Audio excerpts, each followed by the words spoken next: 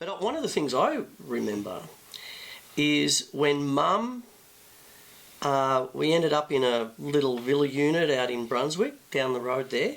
Funnily enough, the street that you're on here, it's one of my first jobs after I left school, was down here after Dad retired from the pub. But the thing I remember was Mum bought this surround sound thing, right? Onkyo, you know, with the stereo and all this. And I put on my, I'm sorry to bring them up, but the Beatles' Yellow Submarine album and all of it. We had a chat before about the Beatles anyway. And what I found was, hang on a minute, Ringo's coming out the back. Hang on a minute. And there was the mixing side of things where they'd mix so that it sounded like you were in the middle of the band and all that sort of stuff, with good old vinyl and all that sort of stuff. And those kinds of things. I remember things like Deep Purple's Machine Head. There was a quadraphonic mix. Yeah, right. With a special quadraphonic needle. Yeah. So there was 4 grooves instead of just the 2. Yeah, you needed to have a I think the true, even the quadraphonic that was around, someone was telling me that, like Dark Side of the Moon was another one of those. Another one, yep. Yeah, that's right. But it wasn't true discrete quadraphonic. It was just a, I mean, there was separation stuff going on, but anyway, I think the purists and the chin strokers were kind of saying that didn't quite, you know chin strokers. Oh yeah, of course I do. Yeah. There you go. Yeah. You happy now? They're hilarious. I know, chin stroking. but I love it. But chin stroking to me is normally associated with jazz people, but anyone that's a super duper purist in any music, even in metal, they're chin strokers too. You know, it's like nice tune. You know, even metalheads, they exist everywhere, man. Chin strokers, they are. They're those deep, contemplative, real boffins. You know, in the death metal kind of italics, you know, where you can barely see them. Yeah, you can say, "Oh, what's that?" It sounds like Satan's spoon. No, it's the chin strokers. Yeah, you know, 1, 2, 3, 4, and away you go. So I'm getting silly now, but anyway. Yeah. But, well, I suppose we should start to think about wrapping it up. Yeah. But I could go another hour easily.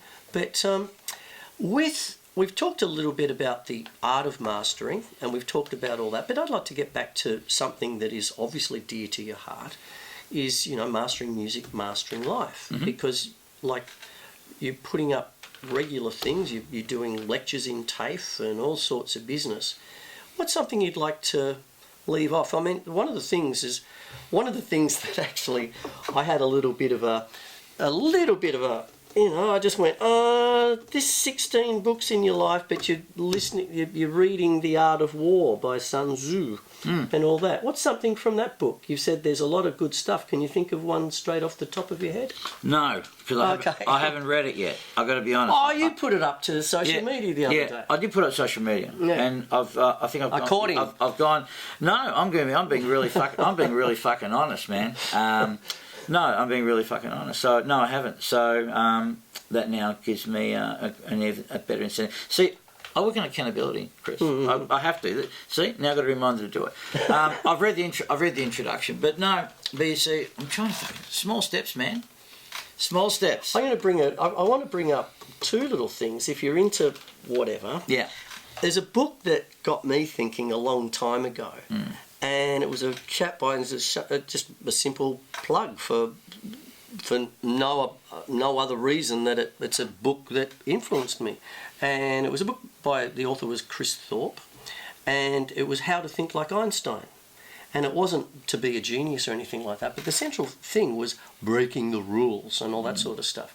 But it also had little things like, what do ants do? How to think like an ant colony. If you're in one place, this goes back to The Art of War with Sun Tzu. What happens if you're in one place? You can't go out, you know, sort of thing. Like, you know, like if you're just yourself, you could be, you know, you could hibernate like, pardon the pun, but a bear, you know, that kind of thing. Or if you're an ant, you get into a colony and you take everything out. So it's about breaking the rules and all of that, or thinking upside down. There's also a lot to be said for good old Edward de Bono, lateral thinking. You know, he's the dude who think outside the square, which has become so awfully hackneyed that people don't even worry about, that rubbish. But the thing is, if you take the the idea of that.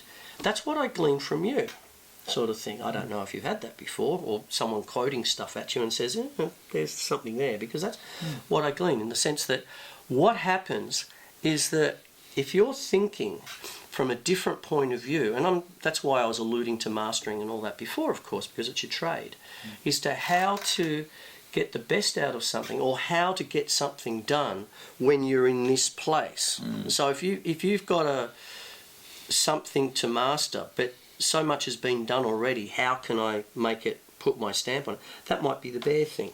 The high, like that's what you got to go with what you got. I'm coming back full circle. Then there's another palette where you've got your file, you've got this, and it's just a clear, wow, I can go to town. This is going to sound massive, that kind of thing. And that might be the ant colony. You have all these different ideas. So I was just thinking about how would you respond to that kind of thing. How do I respond to that?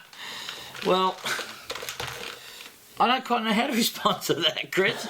Other than perhaps there's more than one way to skin a cat. Maybe so. Hold the thought for 1 second. Yeah.